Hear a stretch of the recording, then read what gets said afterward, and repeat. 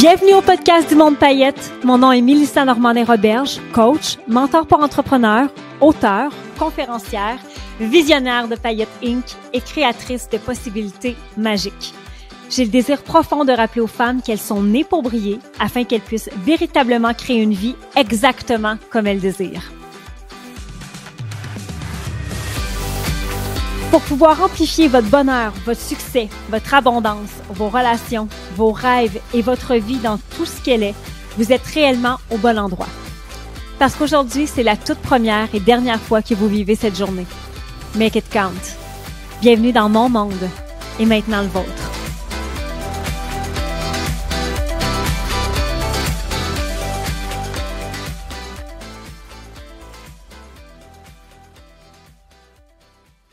Bonjour les belles paillettes et bienvenue dans ce tout nouvel épisode du podcast du Monde Paillettes. Ça fait déjà quand même plusieurs semaines que je ne suis pas venue me déposer ici.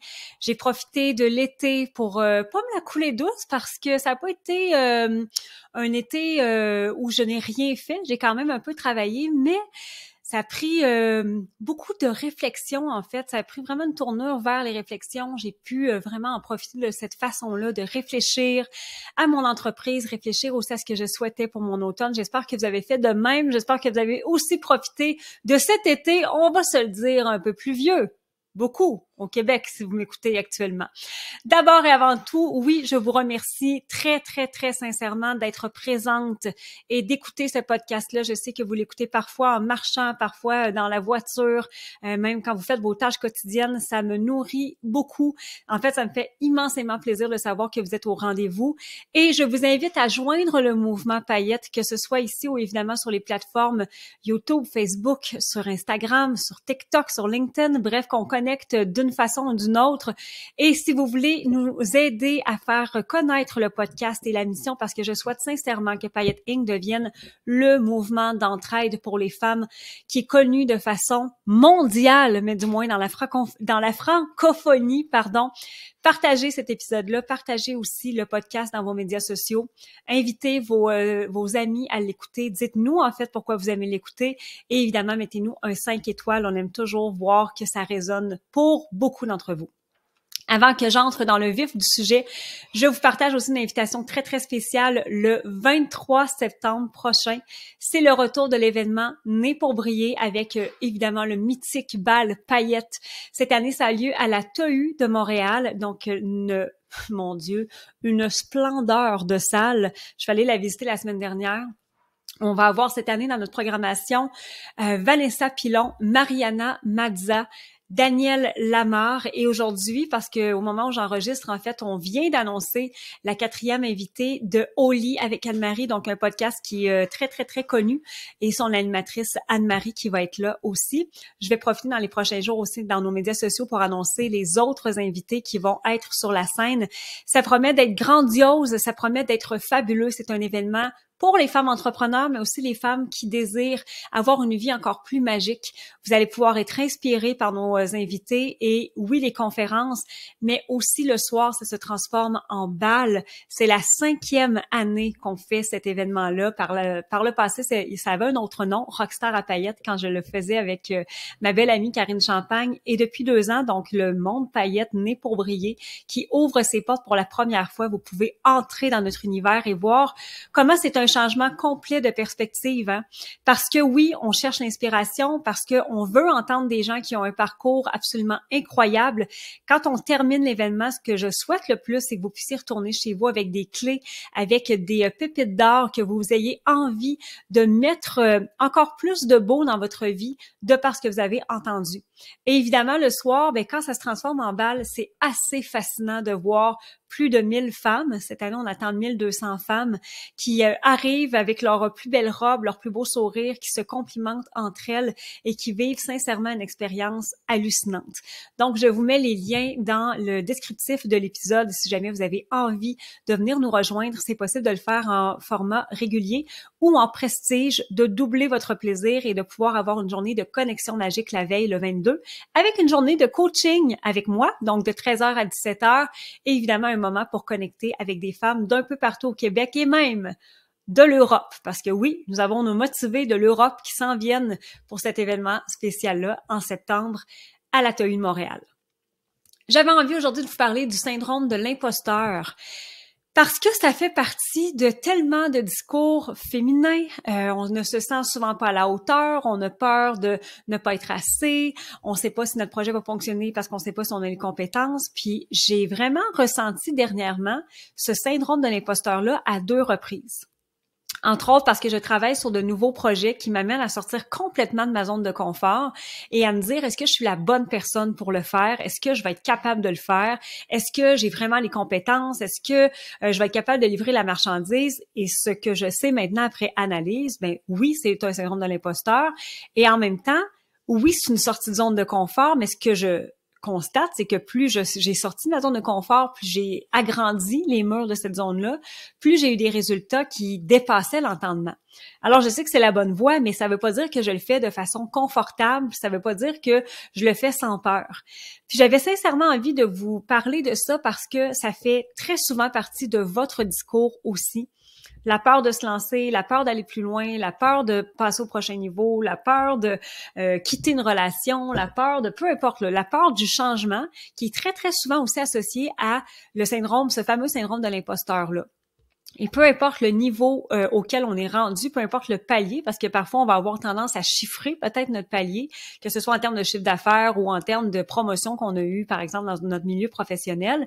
Le prochain niveau, c'est tout à fait logique et normal qu'on ait ce sentiment d'imposteur-là parce qu'on n'est pas encore dans notre zone de confort.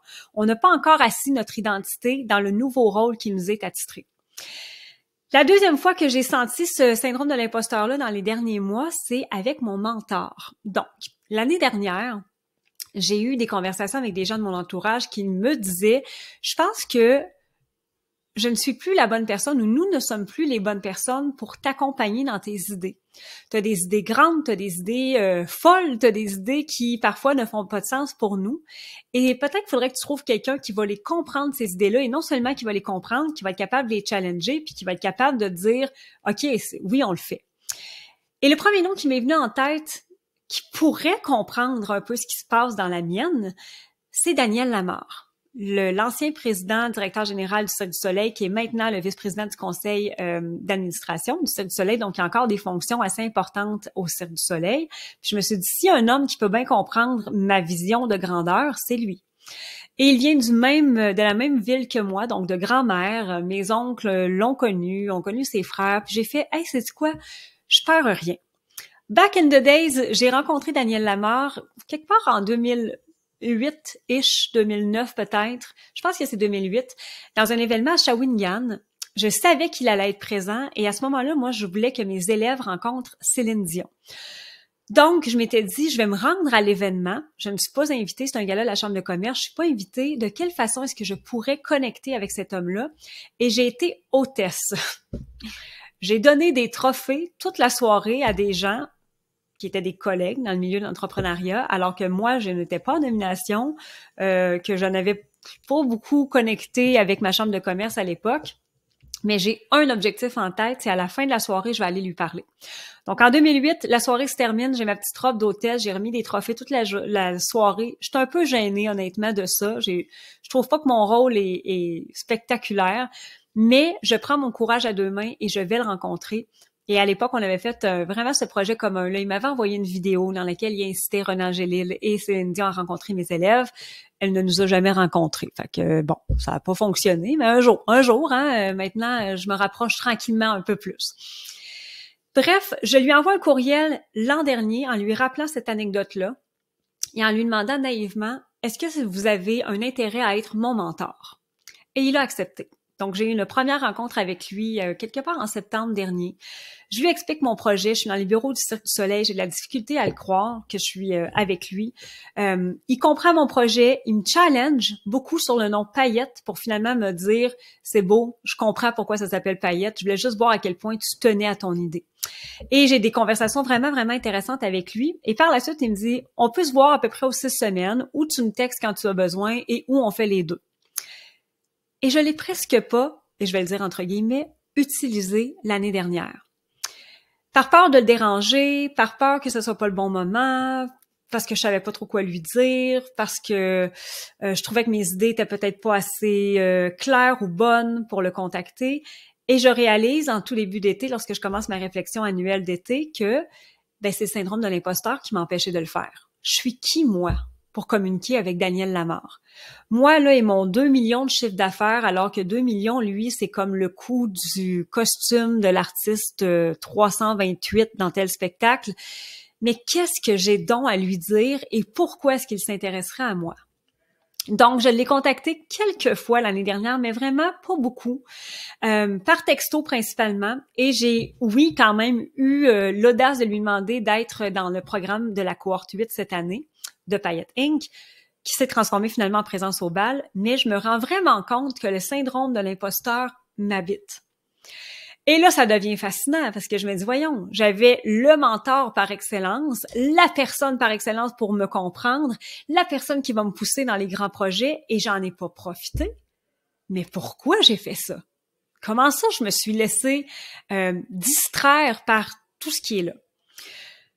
J'avais envie vraiment qu'on y aille avec les 4 façons de contourner ou désamorcer et ou transcender notre syndrome de l'imposteur. Parce que pour la petite histoire, j'ai effectivement réécrit à Daniel Lamarre en tout début du mois d'août parce que nous étions supposés nous parler pour l'événement. Puis j'ai dit, écoutez, je veux vraiment m'excuser et je l'ai nommé. Je me suis pas sentie à la hauteur. J'ai sincèrement eu l'impression que j'étais pas intéressante puis que vous aviez pas mal mieux à faire. Et on a rectifié d'ailleurs le tir lorsque je suis allée le rencontrer au bureau la semaine dernière. Puis il m'a dit, écoute, si ton projet n'était pas intéressant, penses-tu vraiment que j'aurais gaspillé mes minutes et mes heures précieuses à t'accompagner là-dedans? Effectivement, il dit, tu as jugé toi-même ce que moi je pensais. Et c'est souvent ça le problème. On va penser que les autres vont penser ça nous, alors que c'est probablement une toute autre opinion. La seule personne qui est capable de juger si elle est à la hauteur ou pas, souvent c'est nous, mais on va discréditer ce qu'on est pour 1001 raisons. Donc, les 4 étapes pour transcender notre syndrome de l'imposteur, je pense qu'il faut d'abord le reconnaître. Et c'est quand même assez drôle parce que je ne l'avais moi-même pas reconnu. Je me disais, comment ça que je le rappelle pas, puis je me pose pas trop de questions, puis bref. Comment on fait pour le reconnaître? C'est quand on commence à douter de nos compétences. Est-ce que je suis assez bonne? Est-ce que je suis assez légitime? Est-ce que je suis assez connaissante? Est-ce que je suis assez, en fait? Quand on minimise aussi nos accomplissements. Parce que j'étais rendue à minimiser moi-même les accomplissements. Tu sais, j'ai fait juste 2 millions de chiffre d'affaires. Pardon? C'est quand même assez fascinant qu'une femme en 2023 fasse un 2 millions de chiffre d'affaires. Tu sais, si on est capable de relativiser. C'est déjà assez fascinant qu'une femme réussisse à monétiser ses idées. On peut-tu juste, s'il vous plaît, leur donner leur lettre de noblesse? Pour le reconnaître aussi, c'est quand on commence à avoir des cycles de procrastination. À toutes les fois où j'arrivais pour le texter, je vais remettre ça à plus tard. Ça va aller à mardi. Mardi, non, j'ai pas eu le temps. Ça va aller à mercredi. Et je me fais croire que j'ai pas le temps. Quand on tombe dans nos cycles de procrastination, pour vrai, là, on se fait croire que nous n'avons pas le temps de le faire. What? Ça prend 3 secondes d'envoyer un texto. Je sais, bonjour, j'ai travaillé là-dessus cette semaine. C'est tout. Quand on veut le reconnaître aussi, c'est qu'on commence à comprendre que on évite les nouveaux défis. Notre zone de confort ne s'appelle pas une zone de confort pour rien. Donc, je veux pas sortir de là, ça veut dire que je vais me sentir assez bonne et assez compétente dans ce que je suis là et je ne connaîtrai pas ce syndrome de l'imposteur-là. Donc, si je le reconnais parce que je commence à douter de mes compétences, parce que je minimise mes accomplissements, parce que j'ai des cycles de procrastination, parce que j'évite les nouveaux défis, et ou encore je sous-estime mes connaissances, ça veut donc dire qu'au moins je viens de reconnaître qu'il existe. C'est déjà une bonne première étape. Peut-être que vous êtes là-dessus en ce moment, que vous vous questionnez en fait pourquoi est-ce que vous ne passez pas à l'action et que vous aviez même pas envisagé que ça se peut que ce soit tout simplement, puis je dis tout simplement, là, je le souligne, je le surligne, pardon, mettez les mots qui conviennent, ça se peut que ce soit le syndrome de l'imposteur. Maintenant, comment on va faire ensuite pour le transcender? Donc, la deuxième étape, c'est d'identifier les pensées négatives.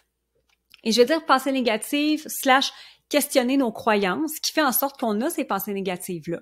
Qu'est-ce que je peux questionner en ce moment qui ne me fait pas progresser? Quelles sont les pensées négatives dans tel dossier? Alors, si je ne suis pas à la hauteur, j'ai peur de pas être assez intelligente, j'ai peur de ci, j'ai peur de ça. Je suis en train de questionner ces pensées négatives-là et de redéfinir les croyances. Est-ce que j'ai sincèrement la croyance que je suis pas assez intelligente? OK. Pourquoi? Dans quel domaine est-ce que j'ai fait preuve de pas assez d'intelligence? Dans quel autre domaine est-ce que j'ai fait preuve d'intelligence? Il faut vraiment être capable de l'identifier correctement parce que quand on met le doigt dessus, on peut aller le questionner et résoudre cette croyance-là. Donc, résoudre la problématique qui est en lien avec elle. Et faites vraiment l'inventaire. Moi, j'aime beaucoup le faire par écrit, évidemment. Donc, quand je sens que je suis dans un cycle de procrastination, par exemple, qu'est-ce que je suis en train de perdre? Et là, dans ce cas-ci, dans le contexte dans lequel je vous le nomme, bien, j'ai perdu 1 an de mentorat avec Daniel Lamarre. J'aurais pu, tous les mois, avoir des rencontres avec lui. J'ai perdu potentiellement 10 rencontres. J'ai perdu potentiellement peut-être un avancement de projet. J'ai perdu potentiellement peu importe ce qu'on écrit, peu importe ce qu'on dit, mais au moins, on vient de le nommer. Et en plus, je viens d'associer les pensées négatives, qui sont en plus des croyances, des fausses croyances, évidemment, qui empêchent l'évolution. La 3e étape pour transcender ce syndrome de l'imposteur-là, c'est de reconnaître nos accomplissements sans comparaison. Bien sûr que je n'ai pas le chiffre d'affaires du Cirque du Soleil. Évidemment. Mais tabarouette, j'ai quand même bien fait un chiffre d'affaires de 2,1 millions en 2022 et je suis encore en croissance cette année. Donc, est-ce que je peux reconnaître cet accomplissement-là? Je n'ai pas la prétention de faire 10 millions de dollars par année. Et là, si je commence à dire ça, ça veut dire que non seulement, j'essaie beaucoup trop d'outrepasser mon syndrome de l'imposteur, mais en plus, je suis pas dans ma vérité. Ma vérité, c'est qu'actuellement, dans ma vie, ce que j'ai réussi à accomplir, c'est avoir une croissance d'année en année et d'atteindre 2,1 millions de chiffre d'affaires, plus cette année, je suis encore plus en croissance, donc on va aller peut-être dans le 2,5 cette année. Ceci est un fait et en plus, je reconnais mes accomplissements. Bien sûr, j'ai pas fait de spectacle à Las Vegas, j'ai pas fait de spectacle en Chine, mais j'ai quand même bien fait des conférences au Maroc, à Lyon, à Paris, à Toulouse, au Québec. Parfait. Si je reconnais mes accomplissements, je donne la valeur aussi à ce que je suis et ce que je fais. Et ça, c'est ultra précieux. Et la 4e étape, donc, pour transcender le syndrome de l'imposteur, c'est de changer notre dialogue interne. J'en parle souvent dans les épisodes de podcast, vous le savez, c'est hyper important d'être consciente de notre dialogue interne. Qu'est-ce que je pense de moi? Qu'est-ce que je dis de moi? Est-ce que je suis en train de pincer mes cuisses puis de noter ma cellulite? Et où? Est-ce que je suis en train de me dénigrer? Est-ce que je suis en train de me dévaloriser? Ou est-ce que j'ai sincèrement un discours bienveillant envers moi-même? Si je trouve que je ne suis pas à la hauteur, puis j'en parlais vraiment avec mon chum me disait exactement ce que Daniel Lamarre m'a répondu. Voyons, Mélie, penses-tu vraiment qu'il t'accorderait 1 heure de sa vie, là? C'est une des têtes dirigeantes du Cirque du Soleil. Si ton projet était vraiment pas à la hauteur, et là, de revenir, c'est vrai, je suis créatrice, c'est vrai, je suis capable de faire ça, c'est vrai, il y a ça, c'est vrai, il y a ça. Je n'ai pas la prétention, comme je vous dis, d'être une PDG d'une entreprise à 10 millions. C'est pas ce que je suis pour le moment. Alors, de changer notre dialogue interne et aussitôt qu'on s'en rend compte, aussitôt qu'on le voit qu'on est en train de dériver un peu plus vers le négatif ou vers un discours qui nous fait pas évoluer, comment je peux me ramener? Wow! C'est vrai que ça, je vais être rationnelle, je vais être dans le concret, mais je suis aussi ça. Ça, c'est des faits. Alors, dans ces 4 étapes-là, dans le reconnaître, dans identifier les pensées négatives, dans reconnaître nos accomplissements et de changer notre dialogue interne, vous allez être capable de transcender le syndrome de l'imposteur pour pouvoir enlever ces espèces de couches-là d'absence d'action, de pas trop savoir par où commencer, de pas être dans votre tête méritante du succès pour faire un pas à la fois. Parce que ça, c'est la dernière clé. Je vais parler de 4 et j'en ajoute une en bonus. Soyez dans l'action. Même quand vous avez peur, même quand vous savez pas par où vous allez, même quand ça, une action à la fois. Donc, la journée où j'ai fait « OK, ça suffit, je vais juste lui envoyer un courriel ». Je m'attendais à ce qu'il peut-être qu'il m'écrive « Ben, écoute, t'as eu ta chance, t'as pas utilisé mon aide, donc non ». J'ai fait « Je l'envoie quand même ». Allez le rencontrer. Je l'ai retexté pratiquement tout de suite après notre rencontre. Merci, j'ai pensé à ça. Voici, qu'est-ce que vous en pensez? Donc, rester dans ce flot d'action-là va vous permettre aussi de mettre votre focus ailleurs que sur cette peur-là de ne pas être à la hauteur. J'espère que ça vous parle, j'espère que ça résonne pour vous. J'aimerais que vous puissiez m'écrire peut-être dans les commentaires du podcast ou même en message privé dans nos différentes plateformes.